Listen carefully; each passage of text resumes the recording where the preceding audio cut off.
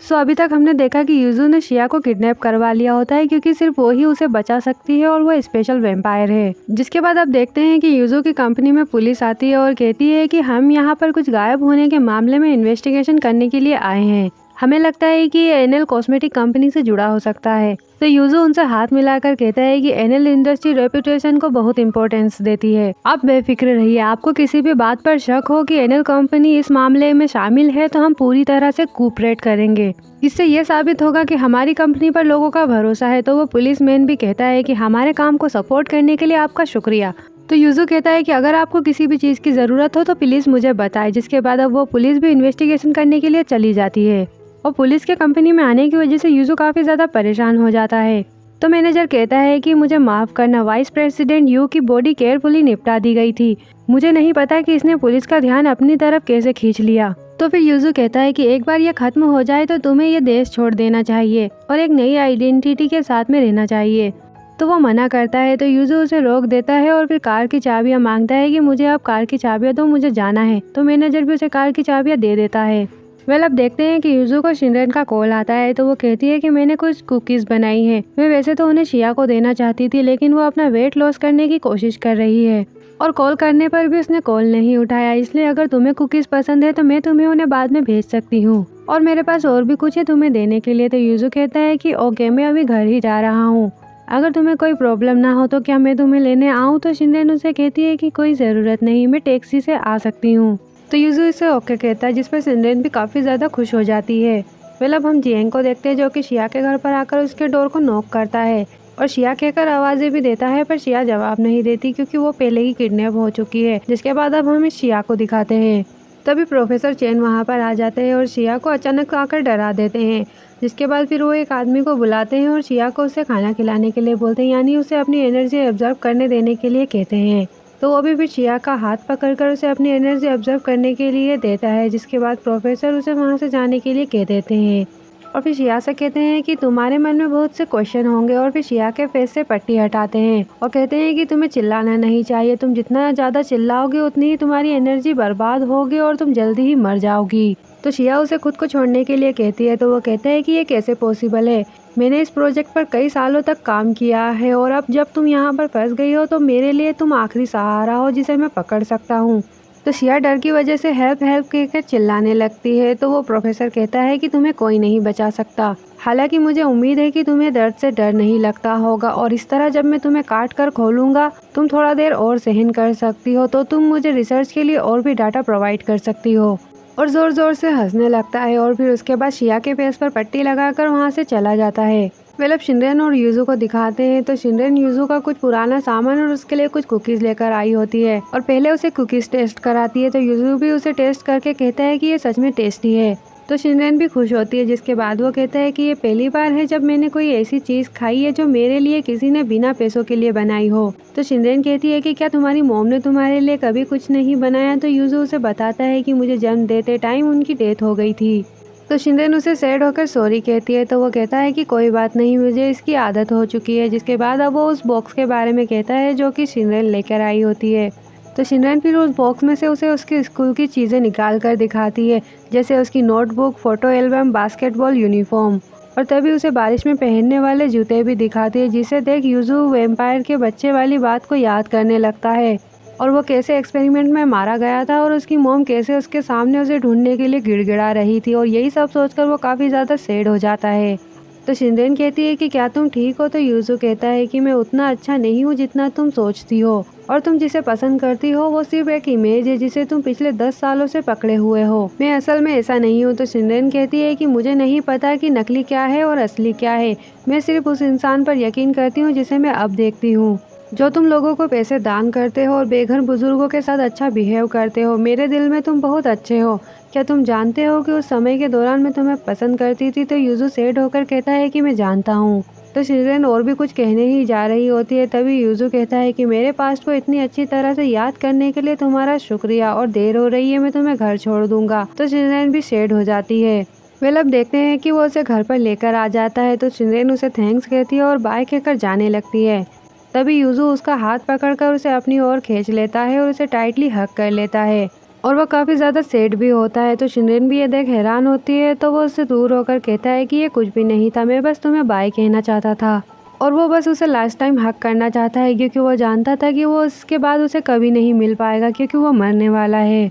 और कहता है कि जल्दी घर वापस जाओ, और जाते हुए उसे एक कैंडी भी देता है। तो शिनरेन भी काफ़ी खुश होती है और खुशी खुशी उसे बाय कहकर चली जाती है। वहीं यूजू उसके जाने के बाद काफ़ी ज़्यादा रोने लगता है।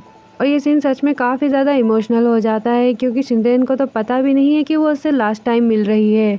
वेल, अब देखते हैं कि यूजू शिनरेन और खुद की फ़ोटो देखते हुए कहता है कि मैं सोचता था कि मेरी लाइफ में बस यही है और कुछ भी नहीं है, और ना ही कुछ अच्छा होगा और ना ही कुछ लकी होगा, लेकिन मैं गलत था। ज़िंदगी ने मुझे बहुत कुछ दिया है, यहाँ तक कि ऐसे समय में भी उसे मेरे पास भेज दिया, यानी कि शिनरेन को। और इस पूरे टाइम में जो गलत है वो मैं हूँ। मेरे पास पहले से ही बहुत कुछ है। जिंदा रहने की ये इच्छा बहुत ही ज़्यादा लालची है। और यही सब सोचकर सैड हो रहा होता है। तभी मैनेजर आकर कहता है कि क्या तुम ठीक हो? तो यूजू कहता है कि मैं ठीक हूँ, क्या तुमने एयर कंडीशनर चालू नहीं किया? तो वो एयर कंडीशनर के बोर्ड के सामने आकर खड़ा हो जाता है और झूठ कहता है कि आज बहुत ठंड है, आज रात भी बारिश होने वाली है, मुझे भी लगता है कि ये बहुत ठंडा है। तो यूजू उसे कहता है कि तुम झूठे हो, मुझे खुश करने की ज़रूरत नहीं है, मैं अपने शरीर के बारे में जानता हूँ, और मुझे अपनी गन दे दो। तो वो भी उसे अपनी गन दे देता है, जिसके बाद वो उसे एक बॉक्स में रखता है और मैनेजर को एक कार्ड देते हुए कहता है कि अब लोगों को मत मारो, तुमने इतने सालों में मेरे लिए बहुत कुछ किया है, आज से तुम्हें मेरे लिए कुछ भी करने की ज़रूरत नहीं है और तुम अब आज़ाद हो। तो मैनेजर कहता है कि मैं नहीं चाहता। तो यूजू कहता है कि ये एक ऑर्डर है और बात करने के लिए कोई जगह नहीं है, और उस कार्ड को उसके जेब में रख देता है और कहता है कि तुम्हारा आखिरी काम एक्सपेरिमेंट को रोकना है और सभी एनएल कॉस्मेटिक एम्प्लॉय को फायर कर दो, यानी उन्हें जॉब से निकाल दो। अगर तुम उन्हें विदेश भेज सकते हो तो उन्हें विदेश भेज दो, और जो लोग विदेश नहीं जाना चाहते उन्हें बहुत सारे पैसे दे दो, और सभी वेम्पायर्स को छोड़ दो। वैसे भी लेबोरेटरी एक सीक्रेट है, तो वो नहीं जानते कि ये किसकी है। तो मैनेजर उसे एक बार और सोचने के लिए कहता है। तो यूजू कहता है कि मुझे इसे फिर से कहने पर मजबूर मत करो, मैंने पहले ही कह दिया है कि इसे बंद कर दो। तो वो भी मान जाता है। मतलब शिनरेन को देखते हैं तो शिया का फोटोशूट होता है, पर वो वहाँ पर नहीं होती है। तो शिनरेन उसके लिए परेशान होती है और सभी डायरेक्टर भी उसका वेट कर रहे होते हैं। तो फिर शिनरेन जियांग को कॉल कर कहती है कि तुम शिया के पड़ोसी हो, है ना? तुम शायद मुझे अभी नहीं जानते होंगे, मैं शिया की मैनेजर हूँ। पिछली बार तुमने मुझसे आइलैंड पर जाने का पता पूछा था। तो वो पहचान जाता है और पूछता है कि क्या बात है। तो शिनरेन कहती है कि आज उसका फोटोशूट है, लेकिन कल रात से मैं उससे कांटेक्ट नहीं कर पा रही हूँ, क्या तुम जानते हो कि वो कहाँ गई है? तो जियांग कहता है कि क्या वो अपने दोस्तों के साथ बाहर नहीं गई थी? तो शिनरेन कहती है कि हाँ, क्या तुम सिम्बा के बारे में बात कर रहे हो? जब मैंने उससे पहले फ़ोन किया था तो वो रनिंग कर रही थी, तभी फिर उसे एहसास होता है कि कहीं वो किडनैप तो नहीं हो गई। तो जियांग भी फिर पुलिस में रिपोर्ट कर देता है, जिसके बाद पुलिस आकर इन्वेस्टिगेशन करती है और जियांग से भी कुछ पूछताछ करती है, जिसके बाद वो शिनरेन से भी पूछताछ करती है। वहीं लिंसी को भी किसी का कॉल आता है, जिससे उसे पता चल जाता है शिया के गायब होने के बारे में।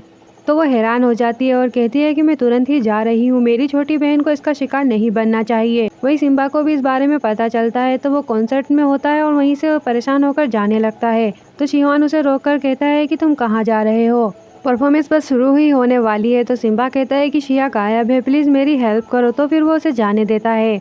वहीं जियांग भी शिया की फोटोज दिखाकर सभी तरफ उसे ढूंढ रहा होता है, पर वो उसे कहीं नहीं मिलती। तो वो भी थक हार कर घर पर आता है। वहीं सिम्बा भी उसका पहले से ही वेट कर रहा था और वो उसे कुछ बोल नहीं जाता है, पर वो उसका फेस देखकर उसे कुछ नहीं कहता। जिसके बाद अब वो दोनों जियांग के घर में आते हैं। तो जियांग कहता है कि मुझे माफ़ करना, ये मेरी गलती है। तो सिम्बा भी कहता है कि हाँ, ये तुम्हारी ही गलती है। तो फिर जियांग कहता है कि मैं शिया को ढूंढने की पूरी मेहनत करूँगा। तो सिम्बा कहता है कि तो ये सबसे अच्छी बात है। तो जियांग कहता है कि अब ये पहले से ही हो चुका है, तो मैं इसे सुधारने की पूरी कोशिश करूँगा। तो सिम्बा कहता है कि मैं भी, और मुझे भी शिया पसंद है। तो जियांग उसे हैरानी से देखने लगता है। तो सिम्बा कहता है कि मुझे ये नहीं कहना चाहिए, लेकिन मैं अभी भी ये कहना चाहता हूँ, और मुझे पता है कि तुम सच में स्मार्ट हो। चलो, उसे ढूंढने के लिए हम दोनों अलग हो जाते हैं, लेकिन अगर तुम उसे पहले ढूंढ लेते हो तो सबसे पहली बात, प्लीज़ सबसे पहले उसका हाथ पकड़ना। तो जियांग भी सिर हिलाकर ओके कहता है। और फिर सिम्बा कहता है कि ये कुछ ऐसा है जिसे मैं सच में नहीं देखना चाहता, लेकिन मेरे पास कोई और रास्ता नहीं है। ये एक ऐसी चीज़ है जिसे सिर्फ तुम ही उसे दे सकते हो, मैं इसे नहीं दे सकता। और इतना कहकर वो वहाँ से चला जाता है। वहीं जियांग भी कुछ सोचने लगता है। अब देखते हैं कि सिम्बा वापस आता है। तो शिवान उससे शिया के बारे में पूछता है। तो सिम्बा उसे बताता है कि वो सभी अभी उसे ढूंढ रहे हैं, और कहता है कि मैंने इस बार परफॉर्मेंस छोड़ दी और इस बार फिर से तुम्हें डांट सहन करनी पड़ी होगी। तो शिवान कहता है कि ठीक है, कोई ज़्यादा डांट फटकार नहीं थी, कुछ भी सीरियस नहीं था जब तक तुम ठीक हो। तो सिम्बा कहता है कि मुझे फिर से जाना है, तुम्हें मेरे साथ आने की ज़रूरत नहीं है, तुम और मैं अलग है, तुम्हें अभी भी अपनी लाइफ चलाने के लिए इसकी ज़रूरत है। तो शिवान कहता है कि तुम पूरे दिन बाहर थे, तुम्हें भूख लगी होगी। तो सिम्बा सेठ होकर कहता है कि भूख नहीं है। तो शिवान फिर उसे ज़बरदस्ती हाथ पकड़कर अपनी एनर्जी देता है। मतलब यूजू और मैनेजर को दिखाते हैं तो यूजू अपनी नूडल्स खा रहा होता है, तभी मैनेजर को एक कॉल आता है, जिसके बाद वो परेशान हो जाता है। तो यूजू पूछता है कि क्या हुआ। तो वो बताता है कि प्रोफेसर चेन ने शिया को पहले ही ले लिया था और अब कोई नहीं जानता कि वो कहाँ गए हैं। वो शायद रिसर्च को जारी रखना चाहता है, वो पागल है। तो यूजू भी इस पर काफ़ी ज़्यादा परेशान होने लगता है। वहीं अब शिया को दिखाते हैं तो वो अपने हाथ में एक धारदार चीज़ लेकर छुपा लेती है। तभी प्रोफेसर भी वहाँ पर आता है और शिया को कहता है कि तुम्हें मजबूत रहना होगा क्योंकि इंसानों का फ्यूचर तुम्हारे हाथों में है। और तभी फिर कुछ काटने की चीज़ को उठाकर कहता है कि तुम इसे मेरे लिए मुश्किल बना रही हो, आमतौर पर मैं यहाँ से काटना शुरू करता हूँ। इस तरह से अंदरूनी हिस्सों को बाहर निकालना आसान हो जाता है, लेकिन तुम बहुत ही ज़्यादा ब्यूटीफुल हो, मुझे समझ नहीं आ रहा कि मुझे कहाँ से शुरू करना चाहिए। वहीं जेंग को भी देखते हैं कि उसका फ़ोन केस चमक रहा होता है, तो वो समझ जाता है कि शिया उसके आसपास ही है क्योंकि उसी ने वो उसे फ़ोन केस दिए थे, क्योंकि वो दोनों पास में होते हैं तभी वो चमकते हैं। तो फिर वो सिम्बा को कॉल करके कहता है कि मैं शिया के फ़ोन के पास ही गई हूँ, लेकिन मुझे नहीं पता कि वो इसे कब फेंक देंगे, मैं इसे ढूंढने की पूरी कोशिश करूँगा, तुम लोग भी जल्दी यहाँ पर आ जाओ। जिसके बाद अब देखते हैं कि जेंग एक शॉप में जाता है और पूछता है कि यहाँ पर सिर्फ छोटी दुकानें ही हैं। तो वो लड़की कहती है कि यहाँ पर लोगों का आना जाना बहुत ज़्यादा है, अगर तुम कोई बड़ी जगह किराए पर लोगे तो किराया काफ़ी महंगा होगा। तो फिर जेंग कहता है तो क्या आसपास कोई ऐसी जगह है जहाँ पर भीड़ कम हो और लोग कम आते हो। और झूठ कहता है कि मैं बिज़नेस शुरू करना चाहता हूँ, इसलिए मैं ये जानना चाहता हूँ कि यहाँ बिज़नेस अच्छा होता है। तो वो लड़की बताती है कि खासकर छुट्टियों के दौरान एक ऐसी जगह है जहाँ भीड़ कम होती है, उस जगह में एक पार्किंग की खाली जगह है, अगर तुम उस जगह को किराए पर लेते हो तो तुम अच्छे से कमाई कर सकते हो। लेकिन उस जगह का मालिक एक प्रोफेसर है, वो किसी से बात नहीं करता और वो कभी भी वहाँ नहीं रहता है, और मैंने सुना है कि वो एक बहुत ही बुरा आदमी है, उसके पत्नी और बच्चे पहले ही चले गए हैं। तो जेंग भी फिर उस जगह पर पहुँच जाता है। जिसके बाद अब हम प्रोफेसर को देखते हैं तो वो शिया को कहता है कि तुम एक स्पेशल वैम्पायर हो, हालांकि तुम जल्द ही एक नमूना बन जाओगी। तभी शिया उस धारदार वाली चीज़ से उसे मारने की कोशिश करती है, तो वो उसका हाथ पकड़ लेता है और उस चीज़ को ले लेता है। वहीं शिया काफ़ी डरी हुई होती है तो वो रोने लगती है और फिर प्रोफेसर कहता है कि तुम्हें लगता है कि तुम मेरे अगेंस्ट जा सकती हो और तुम्हें लगता है कि तुम मुझे मार सकती हो, और मैंने तुम्हारी तारीफ की कि तुम ब्यूटीफुल हो तो तुम खुश हो गई। और गुस्से से कहता है कि कैसा रहेगा कि मैं तुम्हारे चेहरे से शुरुआत करूं और तुम्हारी स्किन को काट दूं। कि तभी जियांग भी वहां पहुंचकर प्रोफेसर के सर पर कांच की बोतल फोड़ देता है। तो वो गुस्से से उसकी ओर मुड़ता है और कहता है कि तुमने मुझे मारने की हिम्मत की, मैं तुम्हें मार डालूंगा, और जियांग पर अटैक करने लगता है। तो जियांग जैसे तैसे बच जाता है। तो फिर प्रोफेसर चेन कहता है कि आज मैं तुम दोनों को ही मार डालूंगा। वहीं शिया भी जियांग के लिए परेशान हो रही होती है। जिसके बाद प्रोफेसर चेन उस पर फिर से अटैक करने लगता है। तो जियांग उसे पकड़ लेता है और उसका गला दबाकर उसे मार डालता है। और फिर उसके बाद अब जियांग शिया को जल्दी से खोलता है तो शिया तुरंत ही उसके गले लग जाती है और रोते हुए कहती है कि मैंने सोचा था कि मैं मर जाऊंगी। तो जियांग कहता है कि तुम नहीं मरोगी, मैं यहाँ हूँ। तभी सिम्बा भी पुलिस लेकर वहाँ पर पहुँच जाता है और शिया को जियांग के गले लगकर रोते हुए देखकर सैड हो जाता है और बिना कुछ कहे ही वहाँ से चला जाता है। पहले अब उसके बाद हम यूजू को देखते हैं तो वो समुद्र किनारे बैठा होता है। तभी लिंसी आकर कहती है कि तुम यूजू हो, है ना? मैं सिक्योरिटी मैनेजमेंट की लिंसी हूँ। एक मिक्स ब्लड वैम्पायर के रूप में तुमने बेगुनाह वैम्पायरों की हत्या की है। यहाँ तक रिसर्च करने के इरादे से तुमने वैम्पायर्स को किडनैप भी किया।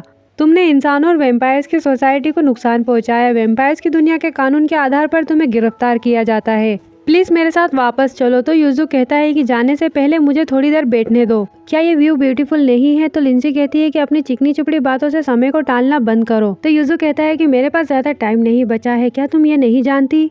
तो लिंसी भी फिर उसकी बात मान जाती है और उसके पास आकर बैठ जाती है और कहती है कि ये भी सही है, अगर तुम बहुत बुरे भी हो तो भी तुम्हारी मरने से पहले आखिरी इच्छा तो हो सकती है। इसके अलावा तुम मिक्स ब्लड हो और इसी वजह से तुम मुझे हरा भी नहीं पाओगे और ना ही तुम मुझसे बच पाओगे।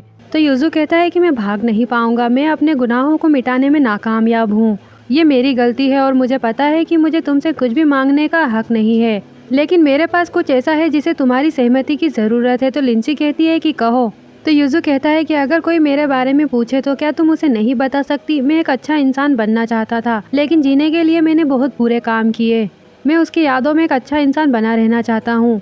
एक्चुअल में वो सिनरेन के बारे में ही कह रहा होता है। तो लिंसी कहती है कि मैंने तुम्हारे बारे में सुना है, एक लड़की ट्रीटमेंट के लिए मेरे पास आई थी। उसने मुझे बताया कि एक सीनियर है जिसे वो बहुत पसंद करती थी। उसने अचानक स्कूल छोड़ दिया था। कुछ दिन पहले ही मुझे पता चला कि वो तुम थे। तो यूसुफ शिनरेन के बारे में सुनकर सैड हो जाता है और रोने लगता है और कहता है कि किसी के द्वारा पसंद किया जाना सच में बहुत अच्छा है। मुझे अब ये दुनिया थोड़ी सी पसंद आने लगी है। वहीं फिर वो शिनरेन को याद करने लगता है जब वो स्कूल में छुपकर उसे देखा करता था और कहता है कि मैं तुम्हें सच में पसंद करता हूँ, लेकिन मुझे तुम्हें पसंद करने का कोई हक नहीं था। और तब भी वो शिनरेन को कैंडी दिया करता था और लास्ट टाइम वो उससे मिलने भी आया था तो शिनरेन भी उसे मुस्कुराकर बाय कहती है। और तब भी यूजू काफी सैड होकर रोते हुए वहाँ से जा रहा था, पर शिनरेन को इस बारे में पता नहीं था। तो यूजू अब शिनरेन का मुस्कुराता हुआ फेस याद करता है और कहता है कि फाइनली अब मैं जा सकता हूँ और अब मैं सहन नहीं कर सकता। ये कहते हुए तभी अपनी गन निकालकर खुद के गले पर शूट कर लेता है और वहीं उसकी डेथ हो जाती है। और अभी भी उसके हाथ में शिनरेन को देने वाली कैंडी थी। और इसी सैड सीन के साथ पार्ट 18 यहीं पर एंड होता है। एंड आई होप कि आपको वीडियो और ड्रामा एक्सप्लेनेशन अच्छा लगा हो। तो इसके नेक्स्ट पार्ट के लिए मेरे वीडियो पर हाइप जरूर करें ताकि मेरे वीडियोस और भी लोगों तक पहुंच सके। एंड तब तक के लिए bye bye and thank you.